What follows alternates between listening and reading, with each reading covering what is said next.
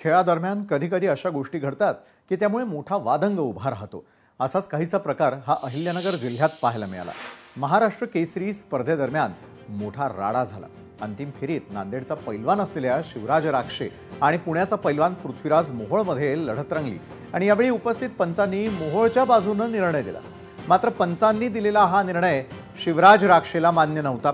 संतप्त झालेल्या राक्षेने पंचांच्या निर्णयाला विरोध दर्शवला आणि यावेळी त्याची पंचांसोबत बाचाबाचीही झाली। त्यानंतर त्याने पंचांशी वाद घातला। बरं इतकंच नव्हे तर राग अनावर झाल्यानंतर त्याने एका पंचाची कॉलर पकडत चक्क त्याच्या छातीत लाथही मारली। हा सर्व प्रकार तिथे असलेल्या कॅमेऱ्यात कैद झाला। आपली पाठ टेकलेली नसताना पंचांनी आपल्या विरोधात निकाल दिल्याचा आरोप शिवराज राक्षेने केलाय। तसंच पंचांनी प्रामाणिकपणाने निर्णय दिला नसल्याचंही राक्षेचं म्हणणं आहे। पंचांच्या निर्णयाला डावलून त्याने मैदान सोडल्यानं महेंद्र गायकवाड आणि शिवराज राक्षे या दोघांवर कारवाई करत 3 निलंबित करण्याचा निर्णय घेण्यात आलेला आहे। दरम्यान शिवराज राक्षेने नेमका काय आरोप केलाय त्यावर एक नजर टाकूया। ज्युरीकडे की व्हिडिओ बघा आणि चेक करा आणि त्यानुसार मग तुम्ही तुमचा काय निर्णय तो द्या। जो निर्णय असेल तो मला मान्य असेल, पण तुम्ही आणि माझा जो अपील आहे ते मी टाकली होती, त्यानुसार त्यांनी व्हिडिओ पाहिला पाहिजे नव्हता। मी त्यांच्याकडे विनंती केली खूप वेळा, पण त्यांनी ते व्हिडिओ दाखवला, टाळाटाळ केली। तुमच्या आज एका निर्णयामुळे आज एवढी माझी नुकसान भरपाई झाली, ते तुम्ही देणार आहे का भरपूर? आज तुम्ही माझ्यावर निलंबनाची केस केलेली, मग तुम्ही पंचांवर कोणता आक्षेप घेणार आहे? त्यांची जी चुकी झाली त्यांनी ती मीडियातर्फे मान्य केलेली आहे। मग ती चुकी जर त्यांनी मान्य केली असते तर ह्या चुकीचे परिणाम आम्हाला बघावे लागतात ना खेळाडूंना।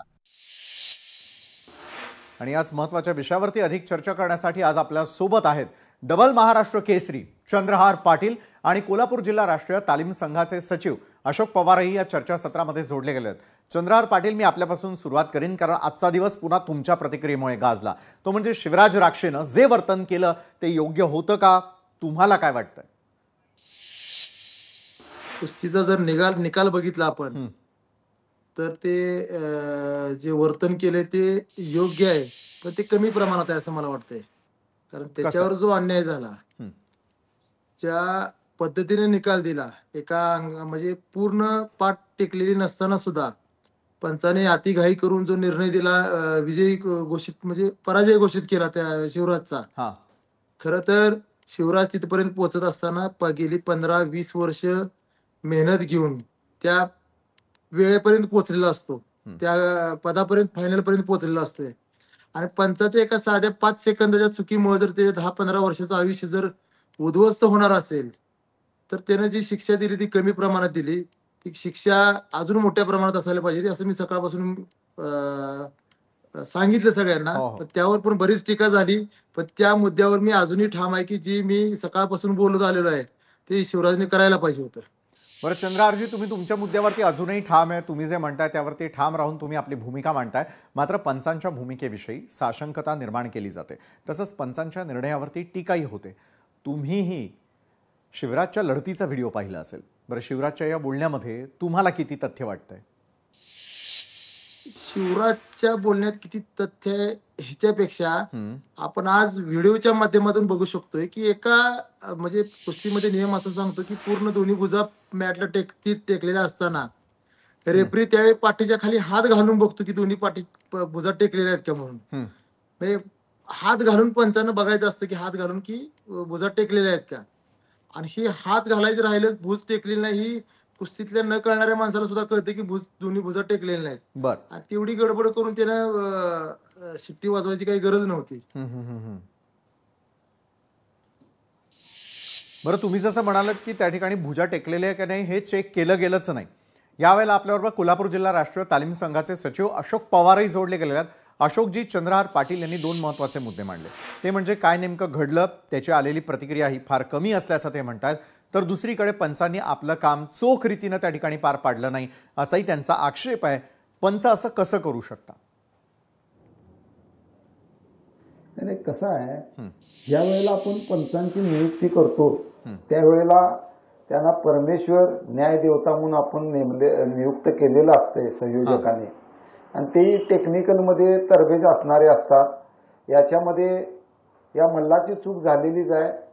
जर तुमच्यावर अन्याय झालाय असं वाटत असेल तर तुम्ही अपील करायला पाहिजे आणि अपील केल्यानंतर त्या मैदानातील पंचाला जर ते लक्षात आलं नसेल तर अलीकडे टेक्नॉलॉजी डेव्हलप झालेली आहे, स्क्रीनवर दिसतंय ते, त्यावर बघून जी काही आखाड्याची तांत्रिक कमिटी असते त्यांनी निर्णय घ्यायचा असतोय.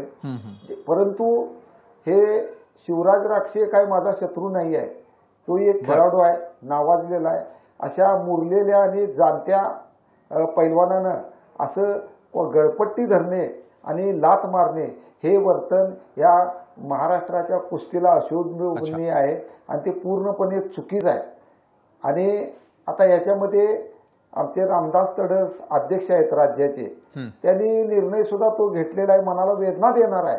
परंतु कुठंतरी शिस्त लागली पाहिजे म्हणून त्यांनी जो काय निलंबनाचा निर्णय घेतलाय, कदाचित त्यात मागं पुढे ते करतील, तो त्यांचा भाग आहे, मी प्रतिक्रिया देणं चुकीचं आहे. परंतु शिस्त ही लागली पाहिजे. पहिल्यांदाच हे अशा प्रकारे मोठं अशा प्रकारचं पंचांच्या अंगावर खुल्या मैदानात धावून जाणं हा आणि लात मारणं, अंगावर जाणं वेगळं आणि पायानं लात मारणं अतिशय चुकीच्या पद्धतीचं वर्तणूक खेळाडूकडून झालेलं आहे. तोही त्यानं प्रॅक्टिस केलेला आहे 10-15 वर्ष, महाराष्ट्र केसरीसाठी बऱ्याच वेळा तो उतरलेला आहे, त्याच्याकडून ही वर्तणूक अपेक्षित नव्हती. बरं, तुम्हाला वाटतं हे खेळाडूमुळे होतं आहे आणि थेट तुम्ही असं म्हणता अशोकजी, मी आपल्याकडे येईलच.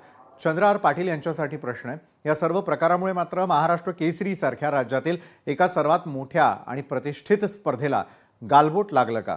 याला कोण जबाबदार आहे? कारण अशोकजी तर म्हणतात की त्या ठिकाणी खेळाडू जबाबदार आहे. त्याला तो माझा म्हणणं आहे की तो मॅटवरचा जो एक पंच होता ना, माझा आक्षेप साईड पंचांवरही आहे किंवा कुस्तीगीर संघावर आक्षेप नाही माझा, किंवा पृथ्वीराज मोहोळवरती सुद्धा आक्षेप नाही. कारण त्या बिचाऱ्यानं पंचानं विसल वाजल्यानंतर त्याचा आनंद उत्सव साजरा करत तो त्याच्या समर्थकांमध्ये मिक्स झाला. माझा फक्त आक्षेप त्या मॅटवरच्या एका रेफरी बद्दल आहे की त्यानं कुठलीही शहानिशा न करता डायरेक्ट विसल वाजवून शिवराज राक्षे पराभूत म्हणून त्यानं घोषित केलं. तिथे खरं ते म्हणजे सगळ्यात मोठी चूक केली त्यानं.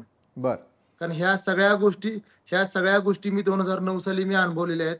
ज्या पद्धतीने आज शिवराज राक्षे तिसऱ्यांदा महाराष्ट्र केसरी होणार होता, तसंच मीही तिसऱ्यांदा 2009 साली महाराष्ट्र केसरी होणार होतो. 2007 आणि 2008 साली मी सलग 2 वेळा महाराष्ट्र केसरी झालो आणि तिसऱ्यांदा महाराष्ट्र केसरीसाठी मी पुण्याच्या स्पर्धा झाल्या सांगवीला. तिथं मी अशाच पद्धतीने उतरलो होतो आणि फक्त 6 मिनिटाची कुस्ती 1.5 तास चालवून त्यांनी मला पंचांनीच हरवण्याचा प्रयत्न केला आणि हरवण्यात यशस्वी झाले. तोच प्रसंग आज 15-16 वर्षानंतर शिवराजवर आलेला आहे. शिवराजची काय मानसिकता असेल हे माझ्यापेक्षा जास्त कोण ओळखू शकत नाही. बरं, पण वक्तव्य केलं ते त्याची खरोखर परिस्थिती काय असेल ह्या भावनेतून मी ते वक्तव्य केलं. बरं, मी समजू शकतो कारण तुम्ही तुमचा पूर्वानुभव या ठिकाणी कथन केलेला आहे. महाराष्ट्र केसरी स्पर्धेचा विजेता आधीच ठरवला जातो असा सध्या जो आरोप होतोय, या आरोपामध्ये किती तथ्य? त्या आरोपीला मी काय त्याला होय म्हणणार नाही असं. कारण जर ह्याच ठिकाणी शिवराज त्या डावाला जर बळीच पडला नसता किंवा तो डाव अर्धा करण्याची संधी सुद्धा पृथ्वीराजला जर दिली नसती तर ही आज आपण आज म्हणू शकलो नसतो. त्यामुळे हे काय मला काय वाटत नाही की आधीच ठरवला गेला होता किंवा ह्या गोष्टीत मला काही एवढं तथ्य वाटत नाही. कारण ज्याच्यामध्ये दम आहे, जो महाराष्ट्र केसरी खरं सराव करून आज 15-20 वर्ष कष्ट करून जवळजवळ शिवराज असेल, मी असेल किंवा अन्य कुठलाही पृथ्वीराज असेल, सकाळी पहाटे 3 वाजता आमचा दिवस चालू होतो ते खेळणाऱ्या मुलाचा. असे 15-20 वर्ष काढून खरं गरीब परिस्थितीतनं, सगळेच पैलवान गरीब परिस्थितीतले असतात, शेतकरी कुटुंबातले असतात, अगदी सुरुवातीला त्यांच्या खर्चाचे सुद्धा वांदे असतात. अशा परिस्थितीतनं ती पैलवान वरती आलेला असतो. जर एखाद्या फक्त पंचाच्या 5 सेकंदाच्या चुकीमुळं, आता आज शिवराज राक्षे तर ठीक आहे, मी पृथ्वीराजचं अभिनंदन केलेलं आहे, पृथ्वीराज आज महाराष्ट्र केसरी आहे हे सत्य आहे आणि शिवराजवर अन्याय झालाय हेही सत्य आहे. पण आज कदाचित जर शिवराज राक्षे जर महाराष्ट्र केसरी झाला असता तर सलग 3 वेळा महाराष्ट्र केसरी झाल्यामुळं त्याला आज महाराष्ट्र शासनाने DYSP म्हणून नियुक्ती केली असती. आज त्याच्या आयुष्य उद्ध्वस्त केलंय की नाही हे तुम्हीच सांगा मला. आता आज त्याच्यावर 3 वर्ष बंदी घातलेली आहे. 3 वर्ष 5 वर्ष फॉर्म टिकू शकत नाही एखाद्या पैलवानाचा. तर इथनं पुढचं 3 वर्षानंतर त्यानं तिसऱ्यांदा महाराष्ट्र केसरी होणं जवळजवळ अशक्य आहे. मग आज त्याचं आपण किती मोठं नुकसान केलंय ते पण एका पंचाच्या चुकीमुळं 5 सेकंदाच्या चुकीमुळं ह्या गोष्टीमुळं ह्या मी गोष्टी अनुभवलेल्या असल्यामुळं मला त्या गोष्टी पद्धतीचा खरोखर राग आलाय त्या पंचाचा. आणि ही मी जी कृत्य केलंय बोललेलो आहे हे शिवराजने केलं पाहिजे. हा. तर येणाऱ्या काळामध्ये कुठंतरी चुकीचं काम करत असताना पंचांच्या वरती एक दबाव राहील की बाबा आपण चुकीची कुठलीही गोष्ट करू नये म्हणून.